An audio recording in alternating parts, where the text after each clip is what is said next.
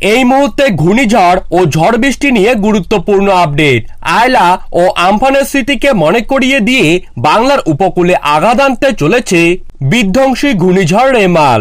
ঘন্টায় সর্বোচ্চ 100 থেকে 120 কিলোমিটার পর্যন্ত বায়ুর গতিবেগ নিয়ে সরাসরিভাবে পশ্চিমবঙ্গের উত্তর 24 পরগনা, দক্ষিণ 24 পরগনা, মেদিনীপুরের সঙ্গে বাংলাদেশের খুলনা ও বরিশাল বিভাগের উপকূলবর্তী এলাকায় সজোরে আঘাত আনবে 2024 সালের বিধ্বংসী ঘূর্ণিঝড় রেমাল।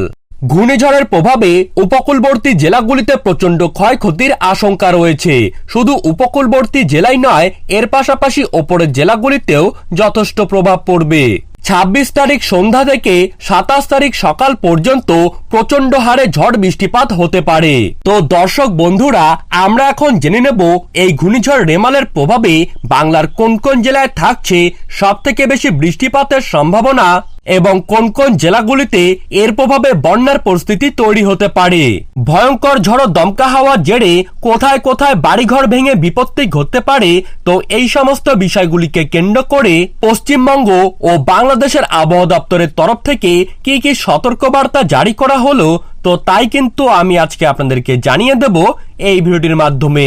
বিস্তারিতভাবে জানতে হলে অবশ্যই ভিডিওটিকে শেষ পর্যন্ত মনোযোগ সহকারে দেখবেন এবং আপনার জেলার যে কোনো গুরুত্বপূর্ণ আবহাওয়ার আপডেট আপনি যদি প্রতিদিন সবার প্রথমেই পেতে চান, তাহলে অবশ্যই আমাদের চ্যানেলটিকে সাবস্ক্রাইব করবেন এবং পাশে থাকা বেল আইকনটিকে প্রেস করে রাখবেন।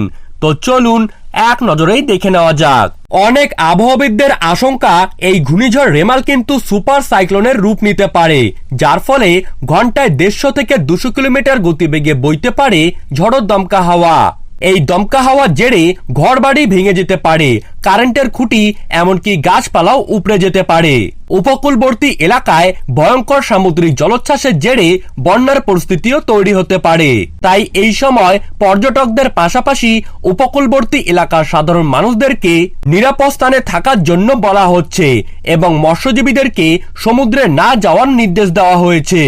টানা 5 থেকে 6 ঘন্টা পর্যন্ত এই ঘূর্ণিঝড়ের প্রভাবে কিন্তু বিধ্বংসীভাবে ক্ষয়ক্ষতি চলবে।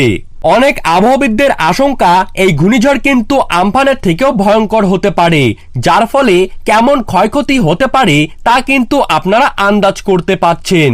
পশ্চিমবঙ্গের কলকাতা, হাওড়া, হুগলি, ঝাড়গ্রাম, পুরুলিয়া, বাঁকুড়া, 2 24 পরগনা, 2 মেদিনীপুর, ঝাড়গ্রাম এই প্রত্যেকটি জায়গাতেই ভারী থেকে অতি ভারী বৃষ্টিপাত হবে এবং বাংলাদেশের ক্ষেত্রে বরিশাল, চট্টগ্রাম, সিলেট, কুমিল্লা, নোয়াখালী, পাবনা, মতিরহাট, টেকনাফ, কক্সবাজার, নড়াইল এই প্রত্যেকটি জায়গাতেই তুমুল ঝড় বৃষ্টিপাত সহ বজ্রবিদ্যুতের পূর্বাভাস রয়েছে।